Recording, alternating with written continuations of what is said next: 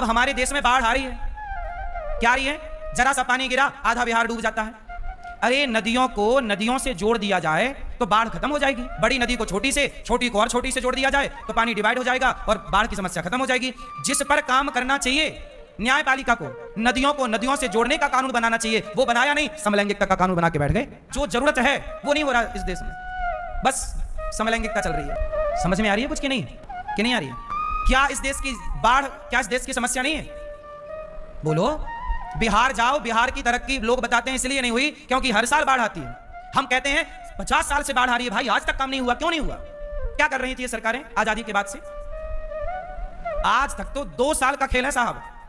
मुझे आप आज्ञा दे दो, सरकार मुझे ये अथॉरिटी दे दे कि अनिरुद्धाचार आप रोक के बताइए बाढ़, मैं 2 साल के अंदर बाढ़ खत्म कर सकता हूं किसी भी देश की, 2 साल के अंदर। और सीधा साधा काम है। अभी देखो हमारे देश में एक प्रोजेक्ट बना, नर्मदा नदी है, नर्मदा को क्षिप्रा से जोड़ दिया गया।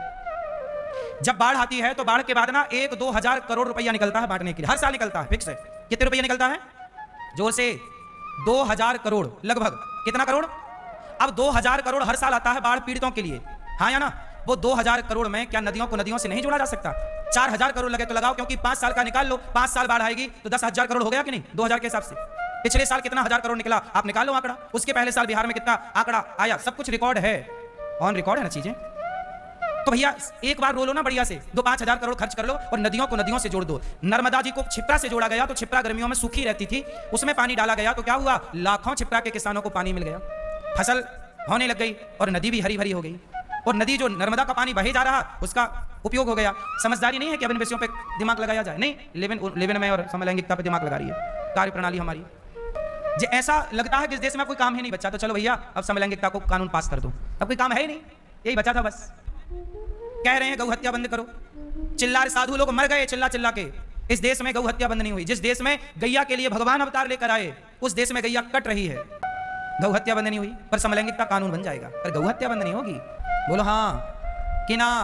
कलयुग द्यूतम जुआ शराब, बचना शराब पीने से वरना नाश होगा। द्यूतम पानम स्त्रिया, पराई नारी पर दृष्टि रखना पाप और मांस खाना पाप।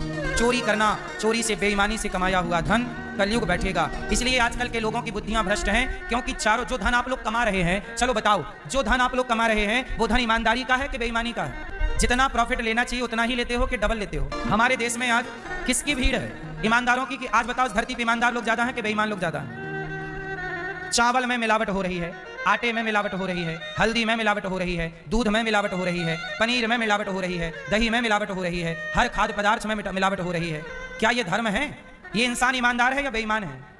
क्यों मिलावट? लौकी में इंजेक्शन ठूंस दिया, इतनी बड़ी लौकी हो गई, ये ईमानदारी है? अब वो लौकी जो खाएगा, धोखे से कोई बच्चा खाए तो वो तो बेचारा हॉस्पिटल पहुंच जाएगा, बचेगा नहीं बचेगा वो बात का विषय है। अब ये बताओ कि जो लौकी में लगाने वाला इंजेक्शन आता है रातों रात लौकी को बड़ा कर देता है, ये बात सही है गलत है? अब बताओ वो इंजेक्शन, क्या उस इंजेक्शन को इस बाजार में बिकना चाहिए? भारत की बाजारों में क्या कानून रोक नहीं सकता?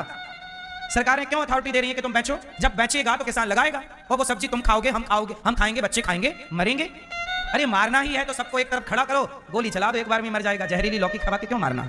यदि इंसान चाहिए ही नहीं तो एक लाइन से खड़ा करो सबको, गोली मार दो सबको, एक बार में मर जाएंगे सब। क्या सरकारों को बंद नहीं करना चाहिए इंजेक्शन? बोलो। कौन मैं बेच रहा हूं बाजार में कि मैं बना रहा हूं, मेरे घर पे बन रहा है? क्या पता नहीं है सरकारों को ये सब काम हो रहा है इस देश में? किसानों को वो इंजेक्शन मिल कहां से रहा, क्यों बिक रहा है बाजार में? क्या इसके लिए कानून बनाने की जरूरत नहीं है कि बाजारों में आप क्या बेच सकते हैं और क्या नहीं बेच सकते? बस समलैंगिकता का कानून बनेगा पर ये बुराइयां रुकेंगी नहीं समाज से।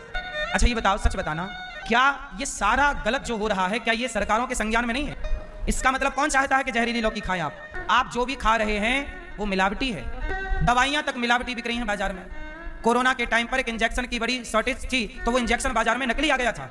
इसलिए हम कहते हैं अपने बच्चों को ईमानदार बनाओ, ईमानदारी से पैसा कमाना। यदि तुम्हारे बच्चों को एक बार बेईमानी की आदत लग गई तो ये बेईमानी इस तरह कर डालेंगे कि ये तुम्हारे, आजकल पता है क्या होता है, लोगों को किडनैप करके उनकी किडनियां बेच दी जाती हैं। अब बताइए क्या है ये? लालच इस तरह बढ़ गया कि आदमी का सौदागर बन गया। बोलो हाँ। अब बताइए मानवता को मानवता से ही खतरा, मनुष्यों से ही मनुष्यों को खतरा हो गया कि नहीं? आजकल खतरा किससे है? पहले शेर से खतरा था, शेर ना आ जाए। पहले चीता से खतरा था, चीता ना आ जाए। भेड़िया से खतरा था, भेड़िया ना आ जाए। पर आजकल तो तुम्हारे गली में 10 भेड़िया रहते हैं, नहीं रहते? चारों तरफ भेड़िया हैं। ये बहन बेटियां मिल जाएं तो भेड़िया नौच के खा जाएं।